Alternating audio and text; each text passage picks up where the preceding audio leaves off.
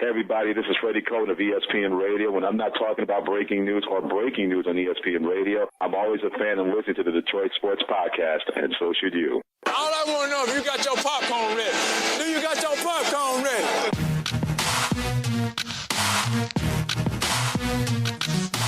5 seconds left in the game. Do you believe in miracles? Yes!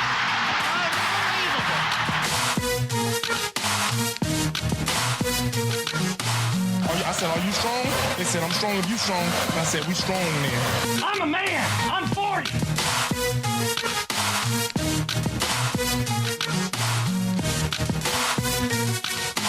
Darren McCarty gets his shots in at Quad Lemieux. And look who came all the way out to try to help. Patrick Waugh. Oh, my goodness.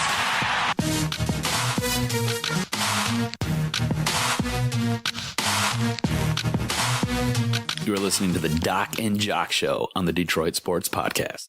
Yeah, cuz I cut the intro short just for you. Oh, thank God. I know you're not feeling it 100% for episode 87 of the Doc and Jock Show. What's up, cuz? What's happening? It's just the longest intro ever, dude. It's the longest intro. But other than that, man, it's all good, dude. David Price looked like a maniac on opening day. Opening day was off the chain. People were everywhere, out and about, festivities, all kinds of crazy stuff going on. There's videos of people fighting on the book just because they're drunk and it's a Tiger game. Opening day is crazy, dude. I'm just saying. And that just passed, so. Yeah, now when we chatted a little bit earlier to discuss what we were going to talk about on the show, you had said that, you had a rough experience parking, and a lot of people were saying that the construction around the stadium made the experience quite a nightmare. What the hell were you arguing with all the attendants about? And I owe you an apology then too, because I got to tell you something then. Okay. No, it's just like you would go to park and there'd be like 6 open spots, and they have a sign up that says like the rate effect for the day was like $50, and $50 was kind of where I was at, for parking down there. I was like, all right, I can justify that, I guess. So I was like, all right, no problem. I pull into a lot, and this guy's like $100, and I'm like, dude, your thing says 50. He's like, it's 100. I said, it says 50, bro. And he was like, 100. And I said, why? Right. I said, no. And then we went back and forth for a little bit. I was like, dude, there's a spot right there. And he was like, no, there's not. He's like, he's like, the lot's sold out then. I was like, there's a spot right there for $50, dude. What are you doing? And so this like ended up into like a couple arguments. And you'd go around to different lots, and either there was no tailgating allowed, which was annoying, or the lots were trying to charge you $100 for a car. And when I was parking, there was going to be two. I was bringing at least 2 cars with me. So just because I'm bringing extra cars, I should feel like I should get like a normal discount, like nothing crazy, just something, not $100 per spot. That's retarded, right? So I don't know. I just ended up driving around. I ended up paying $75 to park at one joint, and it was cool. It was right kind of where everybody wanted to be. It's like right there off of right behind the Detroit pub. It was a good time. A lot of cool people hanging out. Made some friends. Sat there, talked with some people. Seen some other friends. It was a good time, man. Yeah. See, now I have to owe you an apology, because what were the chances that the attendant happened to be Middle Eastern? Did you get a chance to notice who the worker was? I believe he was. I think he was Pakistani. Oh, okay. But I personally know several people who own parking lots downtown. Yeah. So next time you go down for opening day, I'll have to put in a word and find you a spot. Now, I don't know if it's relatively close to where you go, but to pay $75 to $100, I should have been like, yo, where are you going? Where are you parking? $75? That's outrageous. Hell no. Yeah, it was crazy, man. So how you feeling? Have you recovered from opening day? I guess. Just feel real wore down, man. It's a long day. You start at like 8 in the morning, and you don't usually wrap up till about 10 in the evening. So it's a long day of just going. And when I do it, I go with a large group of people. So it's like at certain points you feel like your dad, because you got to wrangle up all the kids, make sure you got all the kids, and then you got to load up the school bus, make sure you got everybody on the school bus before you can go do stuff. So that's kind of taxing, and then just trying to plan everything out, trying to get around to see everybody, because you've got friends everywhere that are down there. So you're trying to get around, see all the sights in downtown, enjoy everything. The whole time you're boozing it up. So it's just a long day of drinking, walking, shaking hands, kissing babies, and just trying not to get arrested. Yeah, now from the pictures I've seen, did you go to a place that kind of had like a theater style with a screen? You sat at a table, had a couple cocktails? Yeah, we always end up over at the Fillmore. The Fillmore, okay. Yeah. Is it a nice place to hang out for an opening day party? Yeah, because good vibes, the good stuff. game's like on like a giant screen, so you can watch everything, see everything. They're serving beer and food, so you can kind of hang out, eat, drink. If you need a chance to sober up, you get a chance to sober up. It's free, doesn't cost anything to get in there. So just get there early so you can get yourself a table or a seat. Otherwise, you're standing. But it's a good time, man. really good time. Yeah, a lot of people were saying, though, the M1 construction all along Woodward made the travel a nightmare, and it could be a problem throughout the summer. But, from my experience in any situation going to a sporting event, if you get there early, you find parking, if you know the ins and outs of where you're going, it makes it easier if you get there a little bit early than trying to get there right before the first pitch or right before kickoff at a Lions game. You want to get there early, have a cocktail maybe before at several of the bars around town there. Yeah, it's just really tough if you're trying to get to a place last minute. You don't want to do that, especially downtown, and especially for opening day when people were getting there and the Tigers put out a release to say, hey, come down early. There's going to be a bunch of congestion. So all in all, if you get to sporting events early, then it makes it so much better. I found that I've had so much more fun parking and then walking, maybe a block or two extra than paying a boatload of money to park real close. So that's one of those things. And then I've taken advantage too. One of the great things is the casinos, man. You get to park at the casino for Wings games, take the people mover, or walk over. I usually park at the casino, but this year we were like one car down for the tailgate spot, so I was the other car. So it worked out. It was all good.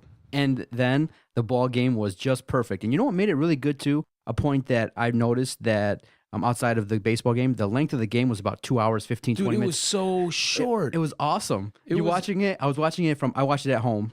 I had a great time, and it was like, wow, David Price was mowing through the Minnesota Twins, and the pace of the game was something that, if that's what the Major League Commissioner wants games to look like, I'm all for it. It was incredible because towards the eighth inning, I looked down at my watch and I was like, oh my God, it's like 3:30. I was like, normally you're not getting out of downtown for opening day for the baseball game. You're not getting out of there. It's like 4:30, 5 o'clock, man. So you're hitting rush, like on your way home, you're hitting rush hour if you're going north, and you're just sitting in traffic all day long. It was like 3:30, and you're like, oh wow, maybe we should start to make a move to go to the other spot that we have to go to, or maybe we should round everybody up and see about where we're gonna head to next. And it was just amazing because it seemed like everything flew by, just like time just. Well, the baseball season's kicked off. The Tigers are in a series versus Minnesota. Lots to get to on this podcast, episode 87 of the Detroit Sports Podcast, because we've infiltrated the organizations. We've infiltrated play-by-play voices. We've infiltrated actors. And now, finally, one of the local hosts on one of the big two radio stations here in Detroit has accepted our invitation to come on the Detroit Sports Podcast. Dennis Fithian will join us to recap the University of Michigan spring game. Kind of the talk was a little bit underwhelming regarding what happened there. The offense left a lot of people scratching their heads, and it's always great to talk to someone. I know Dennis is a big U of M guy. He's got a lot of insight. I'm so happy that he got back to us and is going to join us a little bit later on this podcast to break down the U of M spring game and what we can expect in the fall. You ready to kick this bad boy off? Yes, sir. Let's do it. Tiger season has gotten underway, and we're playing to open the season versus Minnesota. Couldn't ask for a better series to start. If you look at the schedule, cuz we are opening the season versus a lot of teams in the AL Central. So we are going to have to get off to a fast start. If you just look, we open the season versus Minnesota. We play next this weekend series versus Cleveland. Then we go play Pittsburgh, the White Sox, the Yankees, Cleveland, Minnesota, and Kansas City to round out the month. And then we're playing more games versus the Central next month. So right away, the Tigers got to get off to a fast start. I think playing Minnesota has been a help to us. And opening day, David Price really impressed a lot of people with his efficiency, with his ability to get guys out. He was dialed in from the jump. And that's what we needed for a team that a lot of people are iffy about. Go out there, prove that you're the ace, handle your business versus a club that most people think is going to finish last to second to last in the AL Central. Handled his business. Everything went flawlessly for the Tigers, with the exception of the ninth inning. I know most people didn't want Joe Nathan in, but it was a perfect scenario. Just get one guy out. There was no real danger. I mean, a couple guys on base, but Minnesota, with one swing, couldn't tie the game or take the lead. So Brad Ausmus got him in a situation where he can gain some confidence versus a lesser opponent, and it was an overall enjoyable experience, start to finish. Opening day 2015, overwhelming success. I think the biggest thing to take out of this game was how efficient and how well David Price pitched. I mean, that guy wasted no pitches. He looked like he had complete command of the game. There was one scary moment where the ball went over the fence. Cespedes went up, brought it back, And after that, David Price was dialed in, and he just mowed down batters. And yeah, you didn't want to see Joe Nathan in there because you didn't want to give him the chance to possibly blow that game or let that game get extended. You really would have liked to have seen David Price close out that game, get the complete game shutout, but he played miraculously. He threw outstandingly, and he had complete command of his pitches. It's great to see that we actually have an ace now who is dialed in, has complete command, and it's early in the season. You remember Justin Verlander, when he would sit there and he would take the mound as the opening day pitcher, he would usually give up 3 or 4 runs a game. He would look a little sloppy. They'd usually have to yank him after the 7th because he wasn't real efficient with his pitches, and he wasn't mixing things well. David Price looks like he's ripped and ready to go. And I think that speaks volumes about what Brad Ausmus has done with this team, what Dave Dombrowski has done with this team, and just the type of player that you have with a guy like David Price. And don't discount the fact that he's playing for a contract. Money is a huge motivation for a lot of people, and these athletes aren't stupid. Their agents have told them, listen, it's go time. When you're in a contract year, you're going to get significant performances by these guys who are looking to cash out. And David Price, for sure, is looking to cash out for over $200 million. Is he worth it? I wish he wasn't 29, 30 years old. I wish he was like 24. For sure, he'd be worth it. But he's in the prime of his career, and it's like one of those things like the Justin Verlander deal. The first couple of years will be well worth it. But when he's 35, 36, trying to cash in $25 to $28 million, it's not worth it. So the Tigers are going to have a delicate situation on their hands in terms of what do you do with David Price? And this is going to be one of the big storylines, I believe, all summer long. What are they going to do? Because he's going to pitch pretty well. He's going to want that long-term deal. He's going to want security. He's going to want to be able to, write his own ticket. And he's well worth it. He's well worth the price of admission. And if we can get performances like that, coupled with Anibal Sanchez, coupled with JV, somewhat resembling the old JV, you have a chance to do some damage. And it just takes the Tigers getting into the playoffs and clicking at the right time. And that's what I'm looking to see. And it's so great now to start the baseball year. We can get into so many things with these Tigers, but right away, what stood out, the offense can be lethal.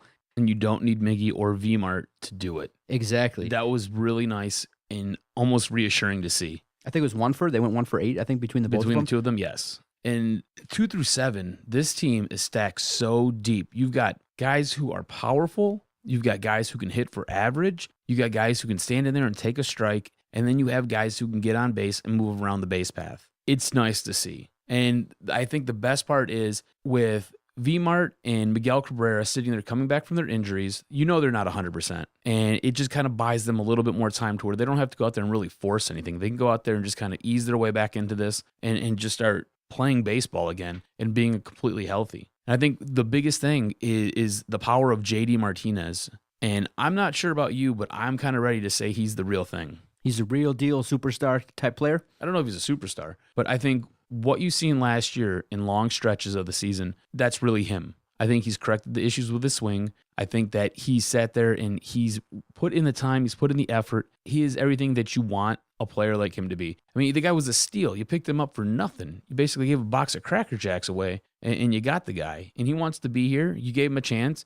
He seems very loyal to the organization because they gave him a chance to play, and he's taken full advantage of it, and he looks good. And he's not a liability in the outfield. Yeah, and something, too, that he's going to want some security, too. And he's a guy that's older in mid to late 20s, so he's going to want that security, too. And I just think that Victor Martinez has been an overwhelming influence on him, and he's got such a great swing that when he makes contact, the ball jumps off of his bat. And right now, he's swinging a bat that has confidence, and he's a guy that is going to want to have a successful season. And you can tell when a guy's a gamer, a guy that wants to come in and game out and help the team. He's not looking to just cash a check and be a guy that's in the background. No, he wants to be a leader. He wants to be a guy that's contributing. I do give Dave Dombrowski some credit. We weren't winning with the club that he built in the last couple years. So now he's tweaked it a little bit. He's made the club a little bit more offensive and a little bit better on defense. And then something you saw in the first game versus Minnesota. Once the Tiger batters got on base, they were a fleet of foot. It was like hot tomatoes. It was like the base pad was on fire, and they went from one base to the other. And they have to keep doing that. Let's not discount the return of Jose Iglesias to the lineup and his abilities on defense. To your point, JD Martinez, I think also is the real deal, and I think he's going to have the numbers that we talked about in earlier podcasts. What a find, what a steal, and what an addition to this lineup. I think what helps them too is what you said. They're fleet of foot on the base path. They're not afraid to steal, and they're not afraid to run on you. So as a pitcher, that's going to play with your mind. You're constantly thinking, what's that guy behind me going to do? Is he going to take off? What's going on? Constantly looking over your shoulder. So that's definitely going to distract you from putting your best pitches out there. So I think that's a great asset to have on this team too. That's something that we haven't seen in the last couple of years, is a team that's willing to run and has the capability to run and steal. And this team definitely has that with guys like Jose Iglesias, Rajay Davis. Those guys are able to sit there, get on base, and they're able to move around and steal bases. Guys like Ian Kinsler even, he's not the speediest guy, but he's a good runner, and he can get you a base here and there, Miguel Cabrera, for being as big of a guy as he is, he's very smart, and he knows when he can and when he can't run on a guy. I'm not expecting Victor Martinez to do any of that, ever. Just seeing him kind of labor down to first base is enough for me. Guy looks like he needs a walker. Now, Vespa or something. What was your take on the reaction that the fans gave to everyone was saying, I was tweeting it out there, the best way to use this 2015 version of the bullpen is to just leave them on the bench. That's the best way to use them. But, realistically, you can't expect the starters to go 7-8 innings, not in this day and age. So we're going to have to see what especially this bullpen, not this early either. We're going to have to see what this bullpen has to offer. And the fans, when Joe Nathan comes in, even in a 4-run lead in the first game, the fans are edgy. I was tweeting out, oh, come on. You had to throw him out there. I mean, I know psychologically what Brad Ausmus was trying to do to get Joe Nathan confidence, but you really didn't need to use him in a 4-run lead. Baseball-wise, I understand what he was trying to do, but I think you could have gotten the same result by putting in LL or someone else to start off the season. But what was your take on Joe Nathan's entrance into the 2015 season? Quite hilarious, in my opinion. Totally understood it. Totally. How can you be upset at Tiger fans for it? I mean, it's the first game, and Tiger. He comes in, it's like, if you look at what he did last year, and you look at the way you look at the way his spring training's gone, I mean, you totally understand it, and I don't hold it against him. I say good for Tiger fans for booing him. Whether he wants to admit it or not, he deserves to be booed most of the time because he doesn't look good when he's out there. He leaves balls up in the strike zone. They usually get cranked out of the park. And then he's on the mound and he's flipping fans off. Or then he goes in the media and he's talking smack about fans and how, they shouldn't be upset with him. Fans have every right to be upset with him. In a game like that, opening day in Detroit is like no other place in the world, right? So when you have a 4-run lead, you've got a guy who sat there and got you there with like 102 pitches. He's looked outstanding all game long. All he needs is one more out. You totally want to see him to get a complete game. You want him to get that. You're rooting for that guy. It's not so much that you're rooting against Joe Nathan, but you're rooting for the guy to get the complete game because you don't get to see that every day. And then you got to put Joe Nathan in, and you don't know what you're going to get, man. He might set himself on fire right there on the mound and just roll around. I'm chuckling here because I have in front of me on our Instagram account the lineup that Brad Ausmus trotted out there on opening day. And on the right side, you have who was available in the bullpen as pitchers. And I'm going to read it off. You had Albuquerque, Chamberlain, Nathan, Nesbitt, Soria, Gorzolani, and Kroll. And, the long pause there is like, whoa, you really legitimately have one guy that you can say, okay, can be pretty decent consistently, and that's Soria. The rest of the guys can be very inconsistent, or they can go up there and get guys out. But just look at that list. I don't understand how. Okay, I understand that the team is front heavy with talent and with the starters and things like that. But that bullpen is, we keep belaboring the point, but when you actually read it off and you stare at it, it's scary, man. I don't know how Brad Ausmus can actually write that down. I would just be like, come on, dude, you're setting me up to fail. Do you want Kirk Gibson to come right down from the booth and just take my job? I mean, right away, Gibson will be like, I want these guys out of here. It was horrid. That's pretty bad. But let's focus on the positive for a few seconds here. That's how Dave Dombrowski has built this team. And you can't have a perfect team, right? I know. You can't, but you're right. You would like to see at least one more guy in there that you can lean on consistently and be like, I've got faith in him. When all else fails, we can roll him out there and it's going to be okay. I feel like we're going to be saying, but the bullpen quite a bit. But the bullpen. Dude. This is a good team, but the bullpen. But the bullpen. But I love the opening day lineup. You had Davis, Kinsler in the 2 spot. Then you had the murder row of Cabrera, Victor Martinez, JD Martinez, Cespedes, Castellanos, Avila, and Iglesias. That's a lineup that I could like every day. And on the bench was McCann, Perez, Romine, and Ghost. So that starting, if we can consistently roll out that. Did you just include Alex Avila in the murderers row? No, I would no. What? No, That's what you just said. No, the murderers. You're like the murderers row, Okay. including Alex Avila. Okay, I will What? specify. Murderers row What? 3, 4, 5, 6. This guy gets a home run, goes what, opposite field? He's all of a sudden a murderer out there with the baseball bat. I think I'm just going to talk trash about Alex Avila all the time because every time I say Alex Avila question mark, he's like hitting home runs.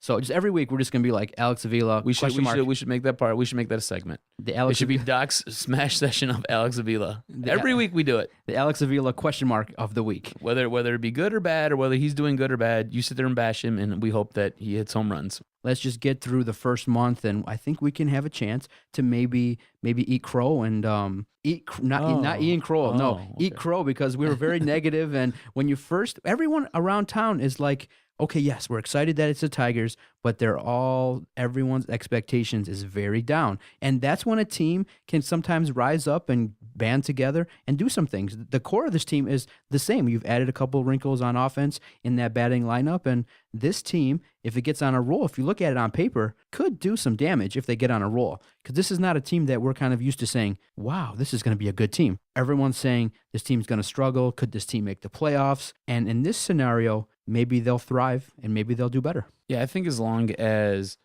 two out of the 6 bats, 3 out of the 6 bats stay at least lukewarm, they can help carry this team. You're going to need to get something out of Justin Verlander. I think that Anibal Sanchez, it's going to go David Price, Anibal Sanchez. I think Anibal Sanchez has some of the best stuff, and he's had the best command of his pitches throughout spring training, and he's looked the best. So if Justin Verlander can give you something, and by something I mean it's going to be more than what you're expecting out of your 4 and 5, but he's got to give you something, man. He's got to return to somewhat of that form that he was. Maybe not in 2011, but he's got to be better. He can't just go up there and you just can't have balls just kind of hanging high, breaking late. And just, you're not expecting him to throw 100 miles an hour anymore, but he's got to have something left, you know? So if he can go out there and give you something, I think your top 3 pitchers, and as long as you can have some of these bats stay warm, they can do some damage and you can get carried through the season. And maybe 95 wins isn't such a long stretch for everybody. And maybe they sit there and they can get on a roll, and we're not sitting there chewing our fingernails trying to get into the playoffs this year like we were last year. And also a point of concern for a lot of fans is what is JV going to look like? And we talked to Mario Mpemba earlier this week. You can check out all the podcasts at the podcast page at DetroitSportsPodcast.com. And Mario said that he spoke to JV just after spring training ended, and Justin told him, I'm feeling good. Now, what does that mean? Is Justin just blowing smoke? I do believe that the injury, by all accounts, is going to be short-term. It should not affect his ability to pitch and to pitch effectively well into the season. So if he misses 1, 2, 3 starts at most, then I think that Justin can get back into the flow, be a solid third starter. And a point that I've heard and a lot of people have talked about, which may help JV's stats and numbers, is he has been used to pitching as the number 1 for such a long time. And when you're number 1, you're going up against a King Felix. You're going up against the number 1s of other teams. You're going up against Chris Sale more often than not. And so now that he's maybe slotted lower, maybe a 2 or a 3 in the rotation, maybe he goes up against other clubs 2 or 3, and his stats can improve. The Tigers can get more wins for him. You think less pressure? Less pressure too. I think that JV is a gamer. He's a guy that may be overly competitive and wants to do way too much. But I think that going up against the other teams 2 or 3 may help him a lot.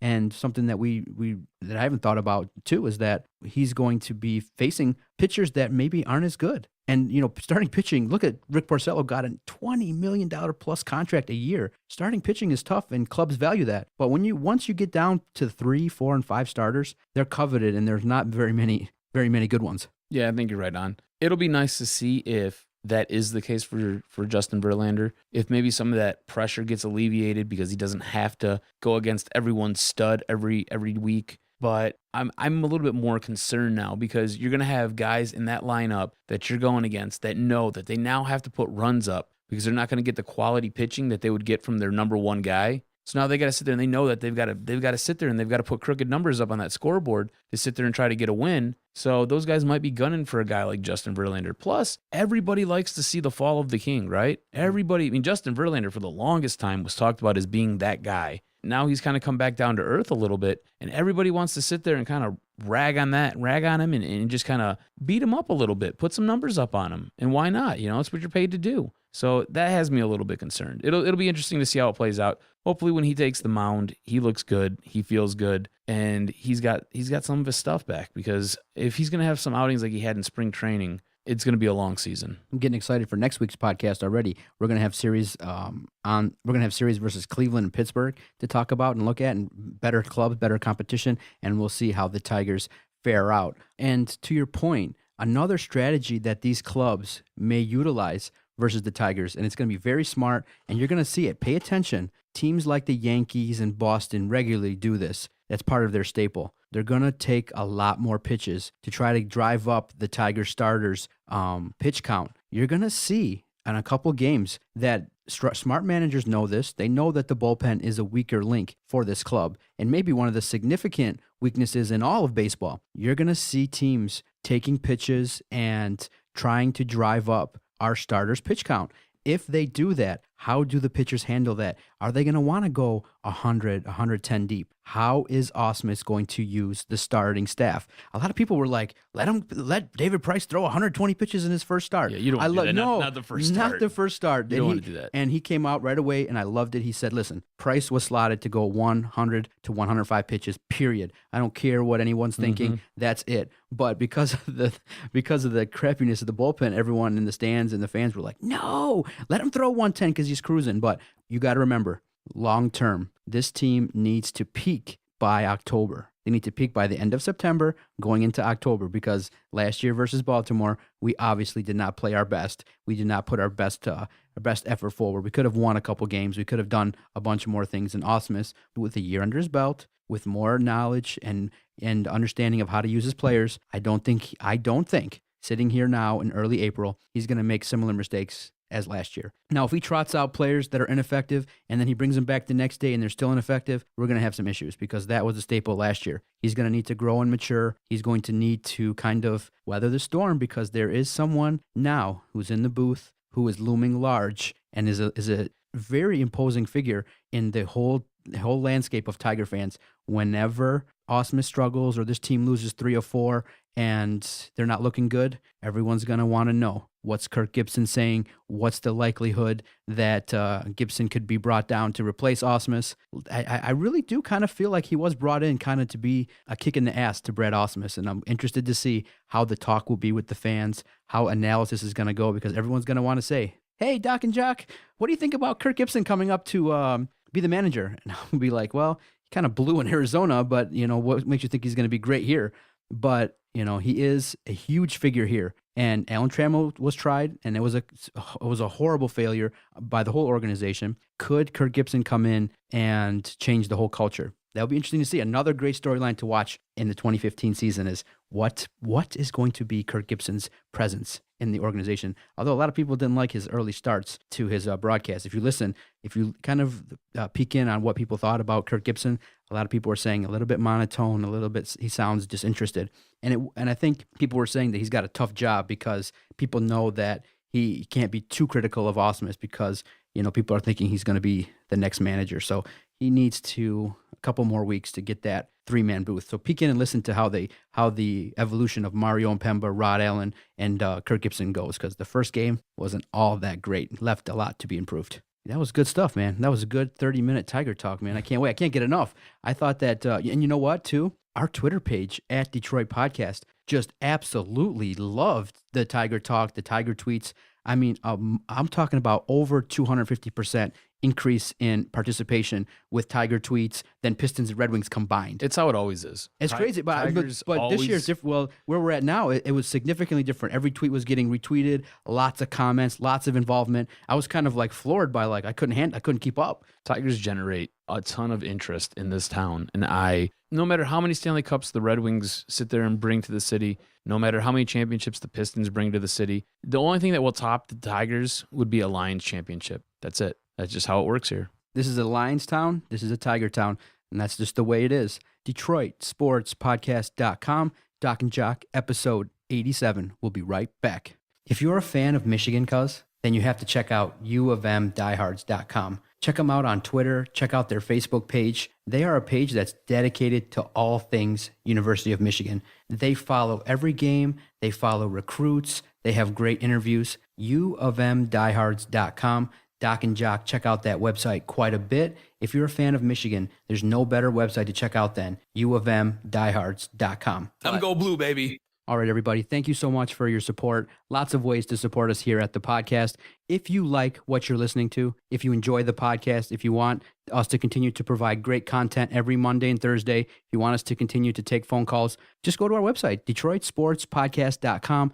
Click through those banner links. Lots of great online deals. I know everybody that's listening likes to save money. DetroitSportsPodcast.com. Click through those banner links, bookmark them, and every time you shop online, nothing extra happens. You get charged no more money. But when you shop online through DetroitSportsPodcast.com, they kick us back a little something, and we can continue to provide great content. DetroitSportsPodcast.com. We greatly appreciate it. Yes, sir.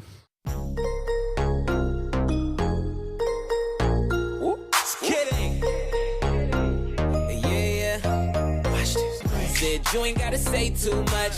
Hate when you say that I play too much. When I get too close, I'ma touch that subject. I could read your body. Enough said. Quit all that. Doc and Jock, episode 87 of the podcast. So, cuz, everyone wants to know, did you get on the dance floor, kick it a little bit at opening day, have a little fun with the party?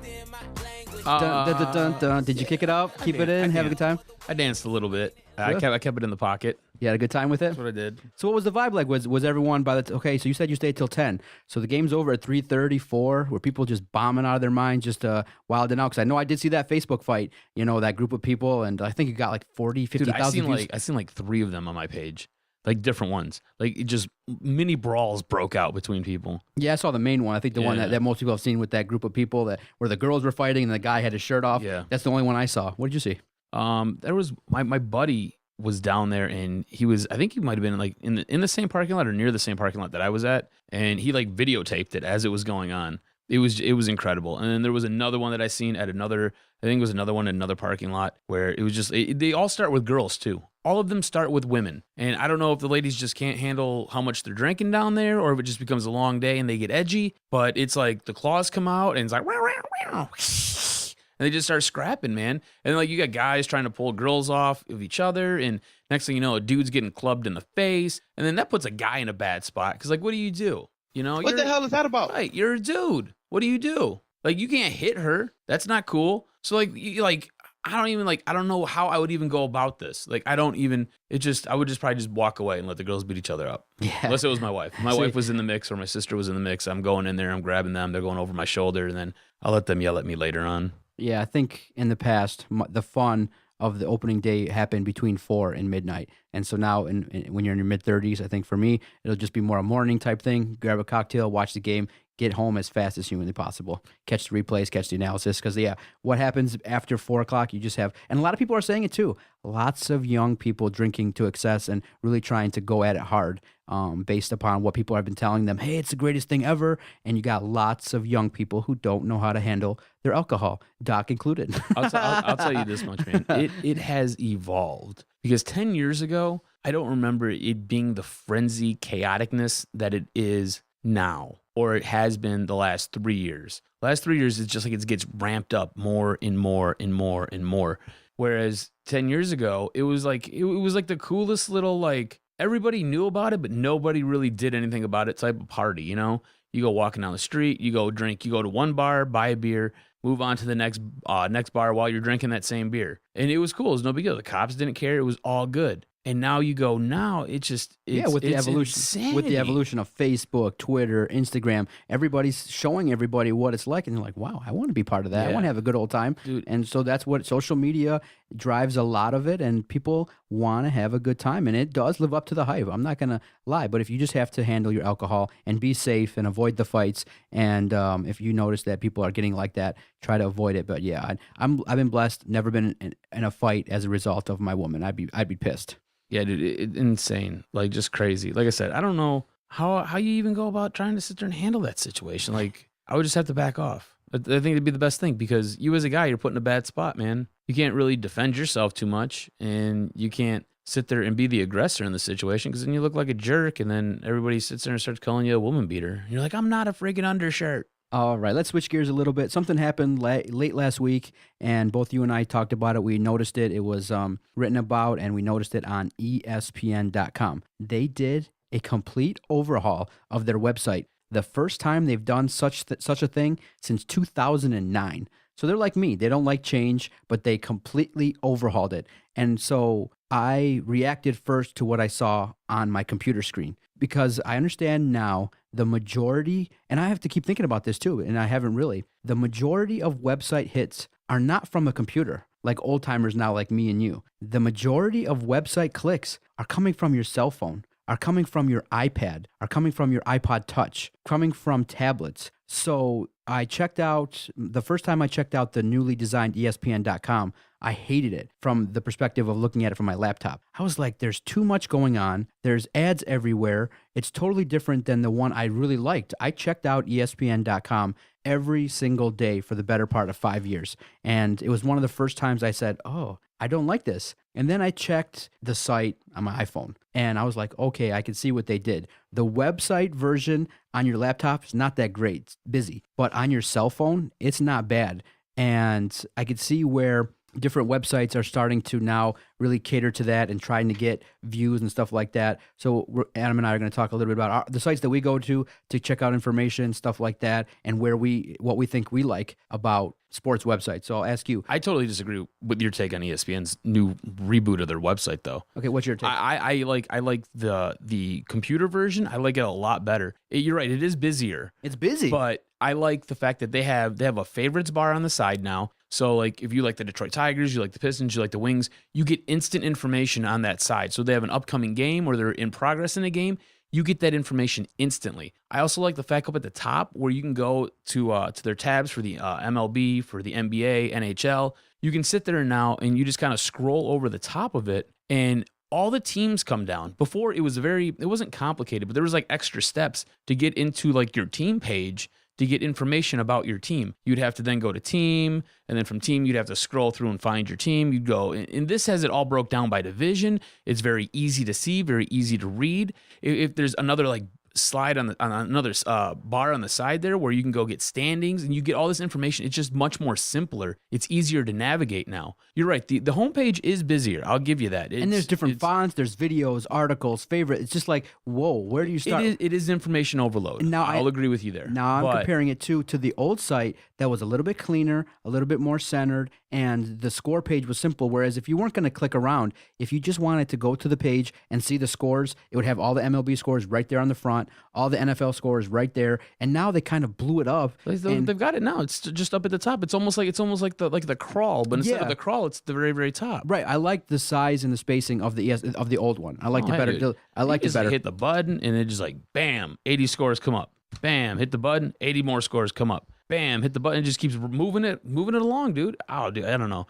I think you're missing the boat on the webpage. No, a thumbs down for me. Now, and the reason why I vote that way is because I'm a fan of how the Detroit News, the Free Press, the USA Today, and sites like Detroit Sports Nation present their information. I like it where there's a picture. I like it where there's an article that says, a title that says, hey, this is what it's about, and you just scroll down.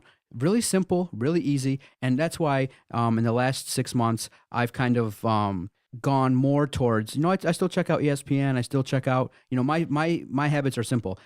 Big four. I like DetroitSportsNation.com. They always got good stuff. I like ESPN. I like the Bleacher Report. But I really like USA Today, the Detroit News, and the Detroit Free Press on my cell phone. I like that simple feature of just a series of pictures with a series of titles, and you just go around and start clicking. And I like the way the interface is at USA Today. If you have an iPhone and you get the USA Today app, it's real simple. On the left-hand side, you have the titles, lifestyle, tech, news, sports. You just click it. Click one more thing, and then all the articles come up. It's real user-friendly, and it's really responsive. So for me, in my opinion, for my cell phone, I like using the USA Today and the Detroit News and Free Press, who have copied. Once they did that, I was like, finally. Now, I wish the articles were a little bit better, but the layout and the way they present it, A+ in my book. If I'm on my laptop, it's ESPN.com all day long. But I also like using the Detroit News, and I like using Freep.com. I love those sites as well to get information, just kind of go about getting different information, different storylines, looking for different things. And I think USA Today does a great job with that because it's more of a national perspective. Simple stuff. I like it. I like simple and ease. I don't like busy websites and stuff now. I understand how websites have to make their money. They use the majority of websites use Google Ads, and the ones I don't like are the ones that crawl up from the bottom of the screen. That's horrible. There's too many ads. I know you have to do it, but in terms of sites like ESPN, there's just way too many. You have to make it clean, and that's why sites like the Detroit News are good because they put their ads in the scope of the scrolling. So there's maybe a square with like a Chevy ad and you just scroll over it. But like sites like, I don't like pop-up ads that show up on those sites that, where they just kind of come in from the side. That makes it like, forget it. And I just don't go to those. It makes it tough to want to stay on the page when you keep hitting X 4 or 5 times, especially when you're reading something that you really like. I like Detroit Sports Nation as well, but I usually find them through Facebook. I don't generally go to their website. I get information through whatever they post on Facebook. I'll sit there like, oh, that's interesting. And I'll click on it and I'll usually read. But what I use most of all, I use the NFL app. I use the NHL app. I use the Bleacher Report app, and a new one that my buddy put me on because it tends to get information a little bit faster than ESPN and Bleacher Report. It tends to be just a smidge ahead of those. And plus it gives you a nice reminder, like 15 minutes before a game will start, it'll pop up and be like, hey, your game is about to start in 15 minutes. It's called The Score. Score app is great, dude. I love it. I used to have that on my older phones, the big S, right? Yeah. With the yellow, the black S. Yeah, it's great, dude. Is it? Dude, they've made some updates to it. It's faster. Everything comes through to it much quicker than ESPN, Bleacher Report, even the NFL or NHL apps. It comes through much faster than even those. And I like the fact that it gives you the reminder, and it's similar to how Bleacher Report is set up, where you can sit there and you can favorite all kinds of different sports. Same thing with ESPN, how you can favorite all kinds of different teams and different sports. You can do the same thing here. And just the interface on it is just simple. You can, you just kind of click around on it and you can find everything that you're looking for. It breaks it down by day. So if you want to sit there and you're looking ahead to a matchup later on in the week, you can go and find it there. I just think everything that the Score app brings to the table is kind of an evolution of what ESPN's app could be and what Bleacher Report's app should be. Okay, now something about the Bleacher Report that I don't like, and certain sites they do. I don't like it where they do I don't like 7-page articles, and I don't like clicking the right arrow where it says, oh, here are the 7 best reasons why the Lions are going to win the division. And they go 1, 2, then you got to click 3. You get the window scroll or whatever. Yeah. If you're like on a computer or whatever. Yeah, no, the way they do it on your laptop is, okay, they say article, and then it has 7 parts to it. And they say, okay, these are the 7, they give their point, their thesis, and then they go, okay, here are the 7 reasons why the Lions are going to be good this year. And then they go part 1. The next page, part 2. The next page, part 3. I like everything just all in one section. When those are good? When those are good? Those are great when you have alone time and you're sitting on the pot and you're just trying to kill some time because, you're not trying to rush anything and you need some alone time. That's when those are the best. You just sit there and you're just like, oh man, I got 25 minutes to kill. Let's scroll through all 8 of these pages here and see what's going on. That's when those are the best. But you're right. Generally, those can be annoying because you're just like, come on, give me the information. I want the information. Let's go. What do I got to keep moving? Have you come across any websites that you just were like, oh, I used to go to and just been like, okay, just cross them off because it's too much or they've gone significantly downhill? Now, I'm not a guy that's into like the whole entertainment part. Like I know TMZ recently caught up with Matthew Stafford and his new wife after their marriage. I know sites like Deadspin that have all that gossip and they twist stuff in ways that 4 clicks, those sites that just throw outrageous quotes and titles and headlines to try to get hits. I don't go to the sites like that. In my opinion, that's just something that's sensationalized. I like news, I like opinions, and I like well-written articles. So that's why I don't go to sites like, I'm pretty sure they do have some in-depth articles and stuff like that, but stuff like Deadspin, TMZ Sports, I'm not down for. Yeah, I've never checked out TMZ Sports, but I used to go to Deadspin quite a bit. I don't go to it anymore. It's one of those things, if there's like a breaking story or there's something that they have that nobody else has, I'll go to them. But then what I find myself doing is I'll read through what they have, and then I'll go out and I'll actively search to find another website that has corroborating stories and corroborating quotes and stats and information that they're sitting there, they're trying to tell. Because I think you said it right. They sit there and they try to sensationalize everything, and they try to blow everything up a little bit, and they try to make it a little bit more than what's really there. And sometimes you got to take the good with the bad with them, because sometimes there's like a nugget of truth, but it's surrounded by a crap load of lies and just stuff that's taken out of context. So that's what, yeah, exactly. So you and I are kind of on the same page in terms of our website viewing, and hopefully with evolution, we continue with our work and our knowledge, we can get DetroitSportsPodcast.com on that level and get it to a point where people will come and tell us, some positive things about our website. So yeah, great topic. I'm glad we got a chance to talk about it a little bit. I think you and I are on the same page in terms of our likes and dislikes, but it's very interesting now how sports content is delivered. Lots of new ways to get stuff out there in terms of alerts, in terms of content on websites, and it's very important. It's one of those things now in terms of journalistic standards that these sites kind of up their game a little bit, because I think a lot of times now the sites are just really looking for a lot of hits, and so sometimes they're just firing out a bunch of inaccurate stuff and having to retract it later. And then sometimes, like what happened with the Rolling Stone and their whole issue and journalistic standards, I just think that the sites just need to put out good content and factual based, and not try to put out information based on sources to try to get it out as fast as possible. Just have journalistic standards and do a good job and put forth a nice effort in your website, and you'll get a lot of viewers. But ESPN is like a top 5 website in the entire world. So when they make a change, people notice. And you and I spent a couple minutes talking about it, and it was good stuff. Stay with us. After the break, we are going to talk to Dennis Fithian from 97.1 The Ticket, breaking down the U of M spring football game.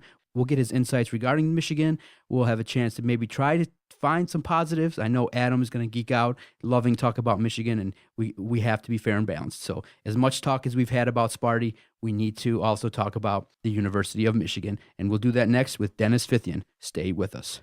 Definitely check out the guys at the Detroit Sports Nation, DetroitSportsNation.com. Great website. They are unbelievable. They are killing it on Facebook. Give them a like at their Facebook page, Detroit Sports Nation, and definitely check out their website, DetroitSportsNation.com. Our collaboration with them has been excellent, and they continue to be a strong presence here on the podcast because they bring the noise and they have great content. So thank you guys again. We can't thank you enough.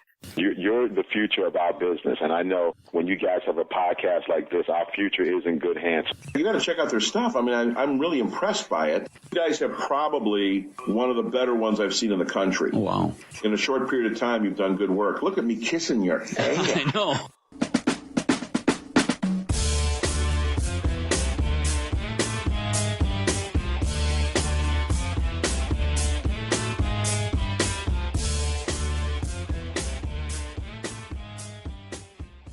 On the phone with us right now is 97.1's own Dennis Fithian. Dennis, what's been going on, man? How you doing? I'm doing great, man. It's a great time of year. Opening day yesterday, Red Wings' final home game of the regular season tonight, Masters, college hoops last week, spring game over the weekend. Busy time. It's the way I like it. It's awesome. That's exactly what I want to talk to you about. I want to talk to you about Michigan football and that spring game that took place. So reports came out about the spring game, and the offense is behind the defense by all accounts, which really isn't surprising. But the play of the quarterback, I believe, was a little bit suspect. How do you see the quarterback situation playing out this year? Well, that's a great question. I think that those guys will get a lot better, man. With Harbaugh, that's the one thing we all know he is. I mean, he's a great quarterback guy, and not just in the spring game, but really all practice, all spring long. You heard that he was disappointed that there's been uneven play, that none of the guys are really ready to step up and step in there. And it's not a huge surprise. I mean, if you look at it, you got a kid that should be in high school that's out there in Malzone who looked pretty good on Saturday. And then you got another guy who's, into his Shane Morris, into his third offensive coordinator. And, he looked all right, but I think most people think it's going to be the transfer out of Iowa that's coming in. And that's who I think it's going to be ultimately. So you got 3 guys, and after that, it's kind of a toss-up, Morris or Malzone or even Spain. I think you'll see, my prediction is you will see 3 quarterbacks start a game next year for Michigan, which probably doesn't bode well for them like winning 10 games or anything, but I think you'll see a bunch of them next year. So you think that the guy who has the inside track is the recent transfer from Iowa? His name's slipping my mind right now. I was really concerned about Shane Morris. Yeah, there you go. I think so. I mean, the guy's was a 2-year starter there. I mean, he had a little bit of success, and I think he's been around to every Big Ten stadium. You can't take away. I mean, Valzone looks pretty good, but, he should be getting ready to take his girlfriend to the prom and getting a limo ready, not going out to a spring game. So having that experience, Morris has been around 3 years, but man, that's who I would bet would be starting on that Thursday against Utah would be that transfer. And, that's a huge game. Michigan wins that one. I could see them, pushing to win 8-9 games. Then they lose that one, then it gets a little bit dicier. So on a Thursday on the road starting out like that, it might be a little bit different if they're starting out with some easier games. That Utah game, they're not going to be as good as they were last year, but that's out in, Salt Lake City? That's going to be tough. Dennis Fithian on the line with Doc and Jock. Thank you so much for giving us a few minutes. Dennis, by all accounts, once Jim Harbaugh was hired, everyone became very excited, and some fans have unrealistic expectations regarding how fast he can turn around the program. But let's look objectively, based upon the program, where the talent level is. How long, realistically, should it take for the University of Michigan to get back to where they need to be?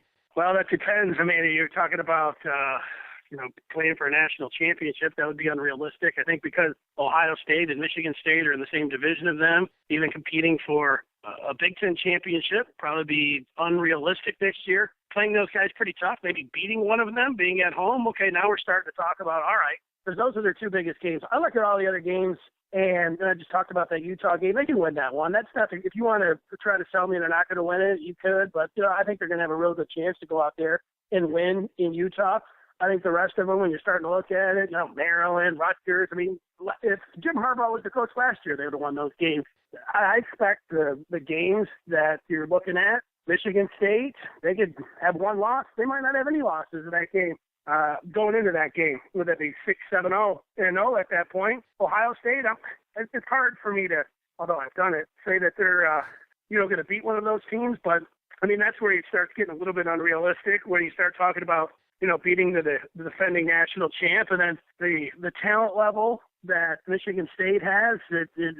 It's way better. The thing where you start saying maybe it's realistic is, you remember Jim Harbaugh in his first year at Stanford. He went on the road with a mediocre quarterback. I think they were like a 39-point underdog, and they won that game. So, Jim Harbaugh has performed minor miracles before, and, this game's at home. And, Michigan State, Ohio State, I don't think it's unrealistic. You guys thinking that they can be in that game or beat one of those two? I think Harbaugh definitely brings another level of intensity that I think we'll see out of the players. So I think that they'll be in the Michigan State game, and I think they'll be in the Ohio State game. I don't know if they're going to win those games, just because I got to see what the talent's going to be like on the field. Yeah, well, think about last year. I mean, look at Michigan was not against Michigan State. They really haven't been in the games, but Ohio State 2 years ago, it came down to a 2-point conversion. That's right. The year before that, they were down at Ohio State, and they had the lead at the half. It's not like the games have been closer against Ohio State. Harbaugh, they don't have the talent there, but it'd be unrealistic to say that he would beat both of them. To play them tight and maybe have a chance to upset one of them because the game's at home and win 9 games, that's where I think it's at. All right. What do you think because we've seen Harbaugh at Stanford, we've seen him at San Francisco. What do you think we can expect from him, and what's his fingerprint on this team going to be? Well, I think it'll be the quarterback play, and I think you'll see the turnaround in the overall team. I mean, this guy's a super uber, manager, players. I mean, he goes out there. I used to watch him at Stanford. Now, he wasn't necessarily calling the plays, but you'll see a fullback dive. You'll see him line up in the eye. You'll see him line up, I bet, in Hal Wishbone down into the goal line and some super packages, 2 tight ends. Then you'll see 4 wide. Look at that spring game. In the first series or two, you had I think 2 wide receivers throwing some end arounds, and later in the game you had another one. I mean, I expect him, when you watch it, it's a real feel. He gets out there as a former quarterback. He's always going to have his arm around whatever guy's going to be out there, and he's going to be running everything. He'll throw the kitchen sink, and that's going to be the biggest thing. When people watch it, they'll see multiple offensive formations, and they'll be looking for those mismatches. And, for Harbaugh, being on that headset, that'll be a little bit different this year. Being able to get that play into the quarterback, that's a huge benefit. This guy's This guy knows what he's doing, checking in to get the guys in the right play and finding the mismatch. Can they get enough playmakers out there? I mean, I was watching Saturday. Besides, Jake Butt, I don't see many receivers that put much, any scare into anybody. That's where they really need to step up. They need to find somebody to catch the ball besides Jake Butt and find some playmakers. And I like some of the running backs. They should be able to find one there, but playmakers overall on the outside, that's where it's hard to say that it all could come together. Now, Dennis, I have an interesting question for you. Coach Harbaugh is a little bit active on Twitter. He's got a lot of followers. And on one hand, you have people who say, come on now, this is Michigan. You don't need to do all that marketing to hype up the program. On the other end, it's 2015. You need to kind of put yourself out there to get these new recruits that make videos to hype themselves up. What's your opinion regarding Harbaugh's level of activeness on social media? Does he really need to do that? Well, he probably doesn't need to, but I'll go with the latter. I mean, first of all, you got to be yourself. I mean, if you're not somebody that likes getting out there and mixes it up and talk with the kids and wants to relate to them and you feel younger when you're around them, it gives you something, a little bit of energy, then maybe you should stay away from it. It's not for every coach. Not all of them are out there, and half of them that had Twitter accounts, it's, their SID or their sons that are on there running them. But, Jim Harbaugh is out there. He likes that. He kind of, you could tell that's him. That's his personality. He's a different kind of cat. I mean, and that's what, when you're a real successful coach, you look at some of these guys, man, they're on an edge. They've got, that's Jim Harbaugh. So I would say, if it was me, I would say you want to do the latter because you need to relate to 16, 17, 18-year-old kids. And then once they come into your program, up to 22 or 23. So everybody's on Twitter. So if you're not, you could easily fall behind. But that's his personality. So I think that he doesn't need to do it, but that's him. On the phone with us right now is Dennis Fithian from 97.1, host of the Caputo and Fithian Show. Dennis, Harbaugh has come out and said that he wants his team to be tough and to resemble toughness. He even went so far as to stripping down the weight room, taking off all of the motivational sayings and logos in the weight room, and basically making it just brick and mortar, very bare bones. What do you think that translates to on the field? It's amazing when you think about it. I was just talking about being a great coach and being on that edge and everything and all the different techniques. And when you read about the successful ones, they all have their, the things that they'll do that click with the guys.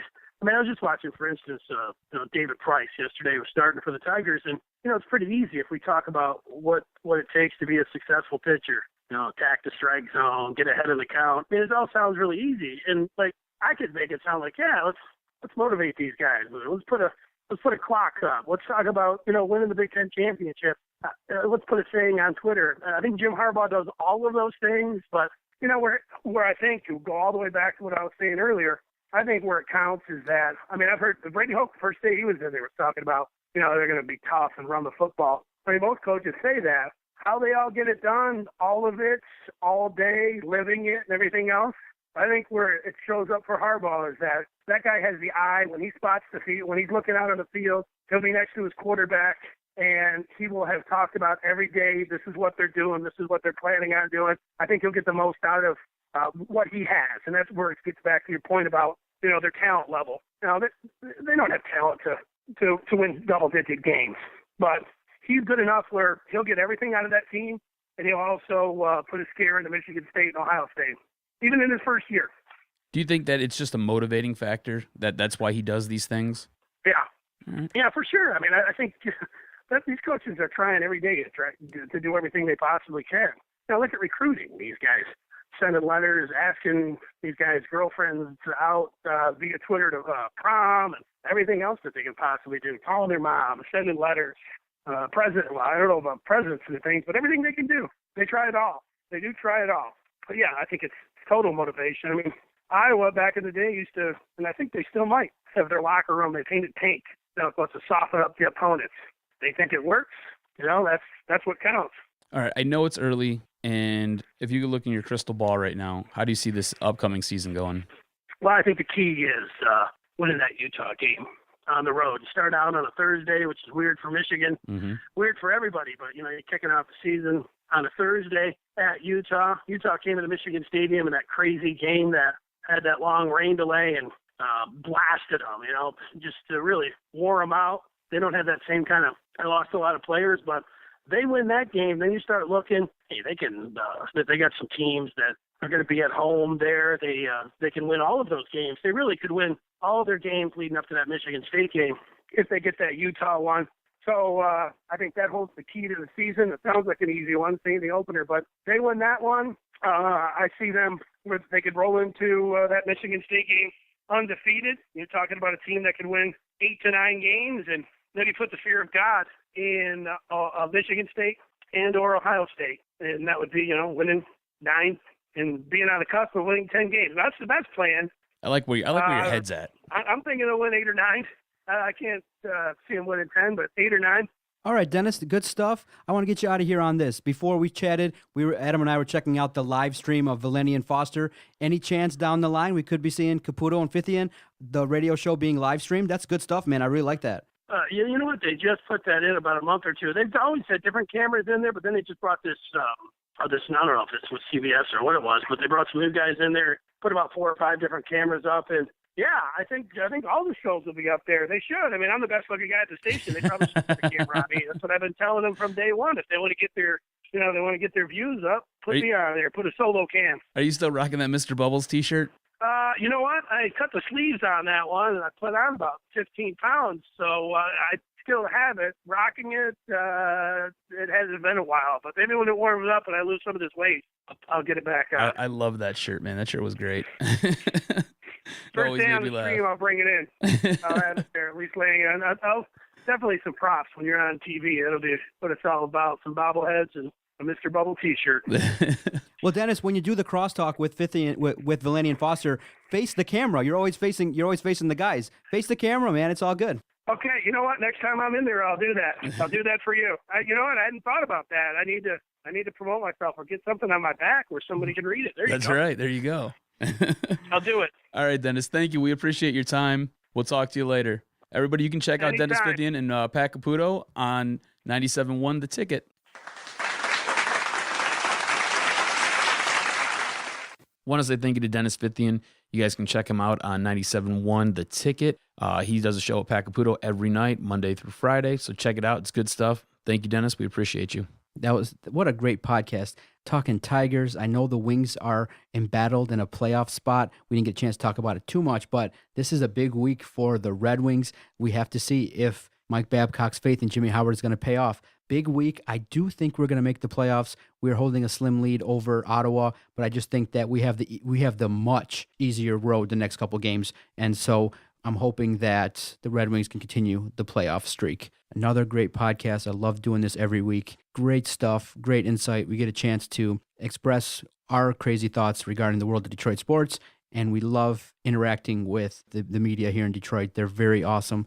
The radio people, the journalists, and the play-by-play voices, all giving us lots of time, and they're very easy to work with, easy to contact. For the Jock, Adam Strozinski, I am the Doc, John Macaroon. This has been episode 87 of the Detroit Sports Podcast. See y'all later. Go Tigers, go Wings. I have voices in my head. They counsel me. They understand. They talk to me.